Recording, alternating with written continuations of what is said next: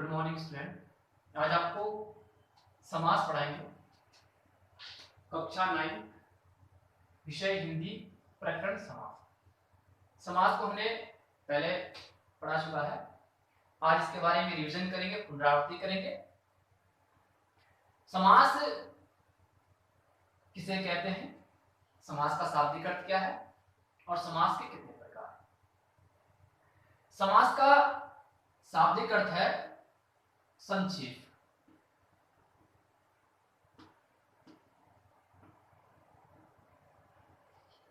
संक्षेप समास का शाब्दिक अर्थ संक्षेप।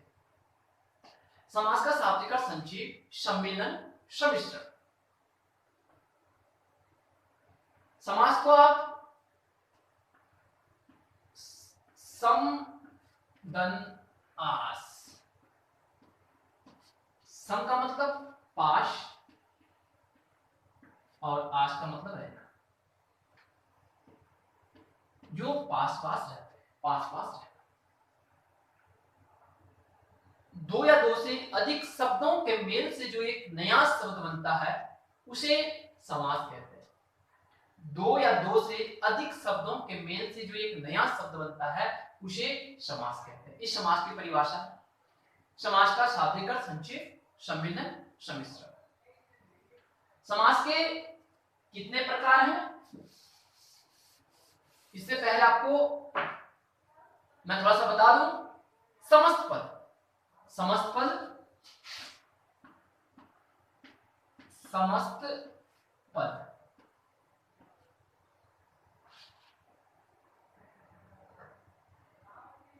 समास के नियमों से बना शब्द समस्त पद या सामासिक पद कहा जाता है। समस्त पद या सामासिक शब्द कहा जाता है, उसे हम समस्त पद कहते हैं। अब दूसरा है समास विग्रह। समास विग्रह, समास विग्रह। समास विग्रह का मतलब होता है समस्त पद के सभी पदों को अलग अलग किए जाने की प्रक्रिया को समास कहते हैं, समास विग्रह कहते हैं। ये समास विग्रह है। उसके बाद जैसे आप देख सकते हैं गंगा जल,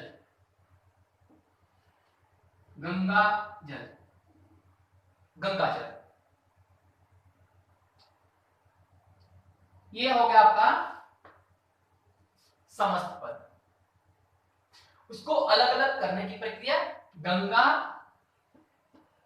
गंगा का जल,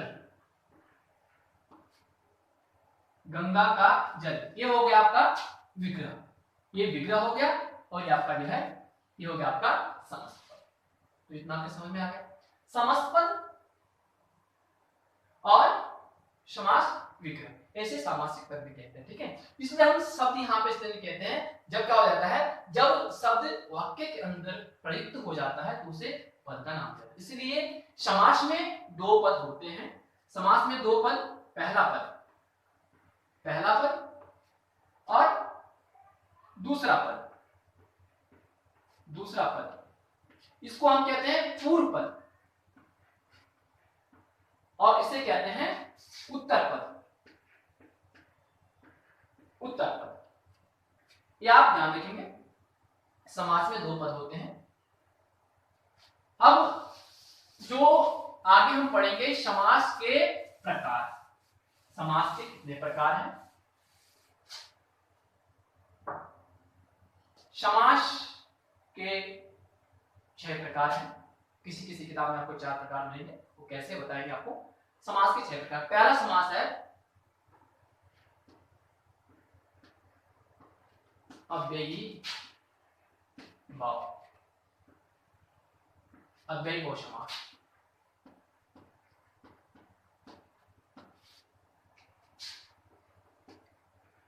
दूसरा है तत्पुरुष समास, तत्पुरुष समास, समास। तीसरा है कर्मधारय समास, कर्मधारय समास। चौथा है द्विगु समास,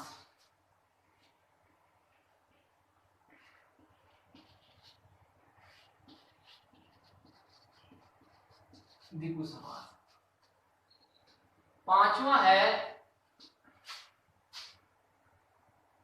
द्वंद्व समास, द्वंद्व समास।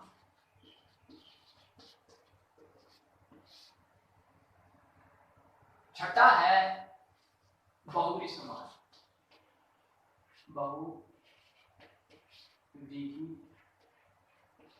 बहुव्रीहि समास।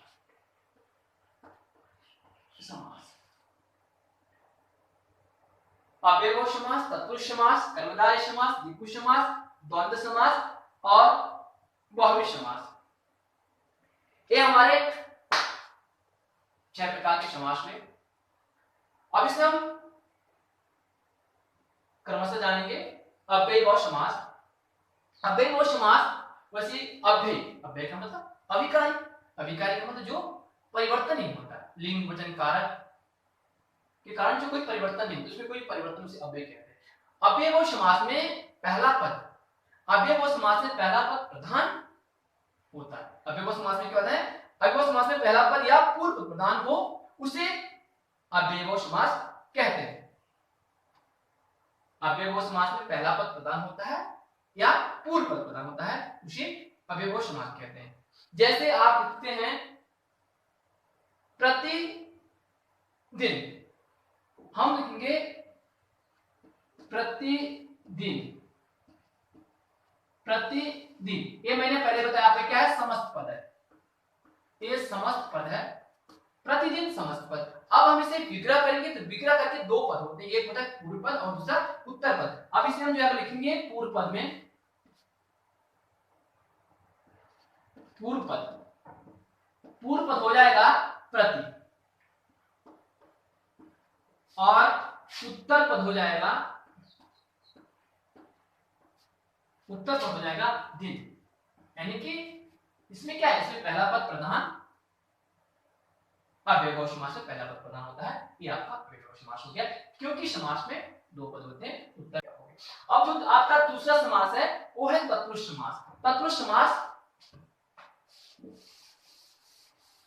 तत्पुरुष समास